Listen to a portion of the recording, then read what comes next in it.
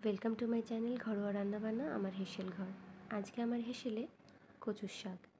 হ্যাঁ, এক ভিন্ন স্বাদের কচুর শাক। আজকে আমি বাদাম দিয়ে কচুর শাক করব। তার জন্য বাজার থেকে কিনে আনা কচুর শাক প্রথমে সামান্য লবণ দিয়ে আর খুব সামান্য জল দিয়ে সিদ্ধ করে জল ঝরিয়ে রেখে দেব। এবারে একটা পাত্রে কিছুটা সর্ষের তেল গরম করে তাতে কালো জিরা, দুটো শুকনো লঙ্কা, কয়েকটা চেরা কাঁচা লঙ্কা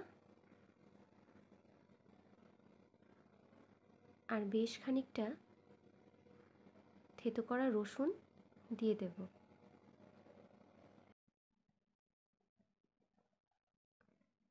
এবারে এই মশলাটা খুব ভালো করে ভেজে নেব। না, খুব ভালো করে ভাজার প্রয়োজন নেই, কিছুটা সময় ভেজে নেব।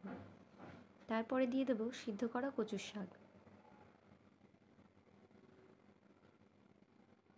এবারে কচুর শাক দিয়ে আঁচ বাড়িয়ে দিয়ে খুব ভালো করে ভাজতে হবে।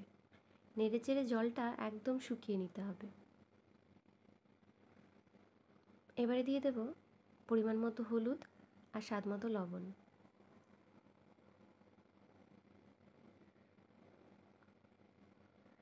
কচুর শাকটা আঁচ বাড়িয়ে খুব ভালো করে নাড়তে হবে।